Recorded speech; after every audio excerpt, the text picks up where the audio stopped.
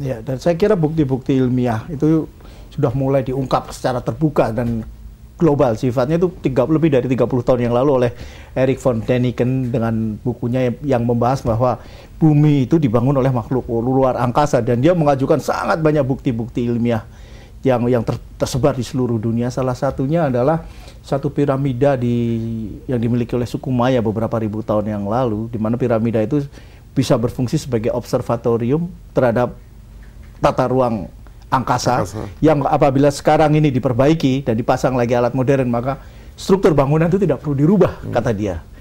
Ini kata dia 35 tahun yang lalu. Ini kan sangat menarik, dan kalau pemerintah Amerika menolak itu saya kira bisa nggak kalau itu sebenarnya hanya bersifat politis, karena sesungguhnya pemerintah Amerika sudah lama juga membina hubungan dengan makhluk-makhluk luar angkasa untuk kepentingannya sendiri. Oh, tahu juga ya Pak Jegin. Nah, ini sekarang saya tanya nih. Ya, Erik von Däniken luar biasa. Ya.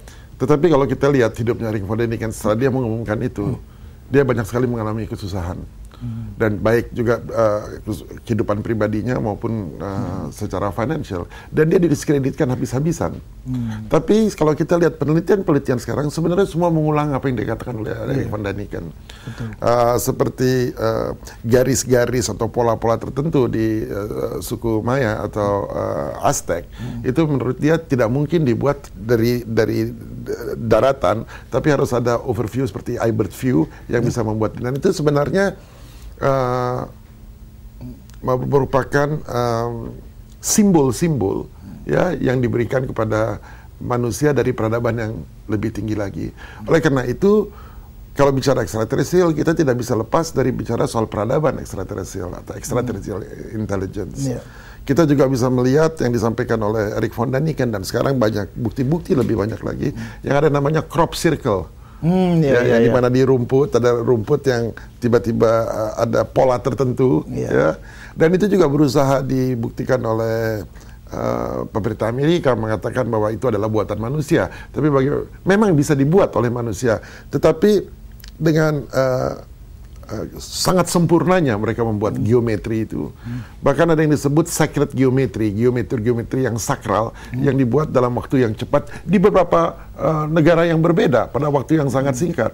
Jadi kalau itu dibuat oleh sekelompok orang, ya secara alami, dibuat oleh manusia gitu, kelihatannya sangat kecil kemungkinannya pada waktu yang bersamaan di tempat yang berbeda dan yang terpencil itu dibuat, ya.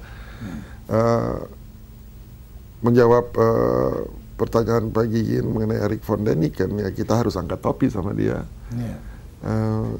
Dan Erik von Däniken juga sebenarnya memulai idenya itu dari Perjanjian Lama, Alkitab.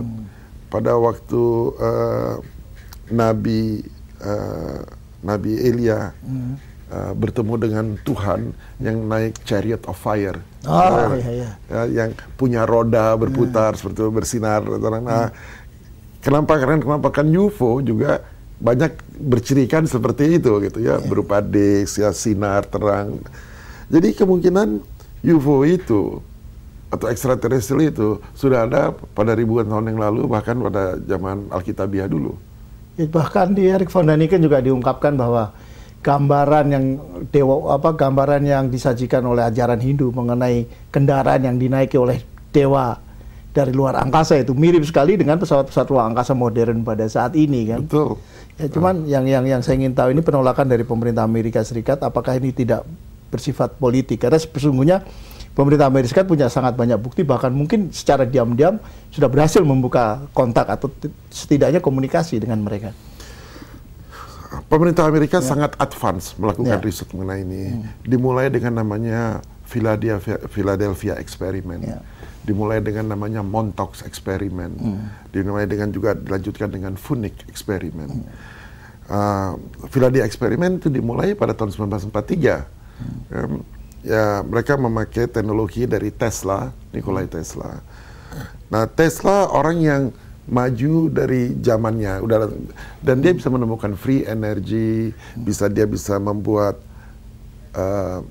energi difokuskan sehingga bisa men-travel seseorang ke tempat yang lain.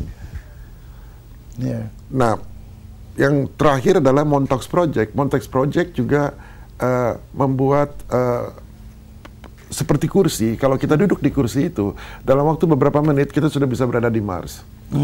Dan sekarang banyak whistleblower yang terlibat dalam proyek itu, dan mereka semua membuka apa yang telah dilakukan oleh pemerintah Amerika Serikat.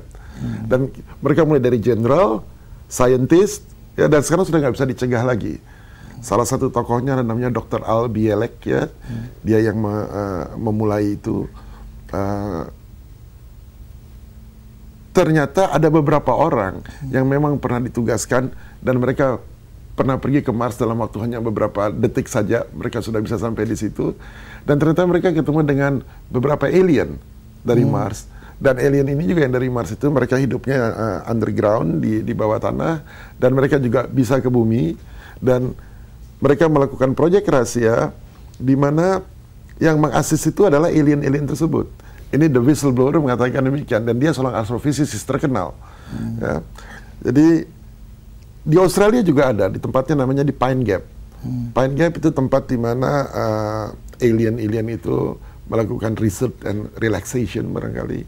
Dan mereka bisa travel dari Amerika dan ke Australia melalui time tunnel hanya dalam waktu beberapa detik.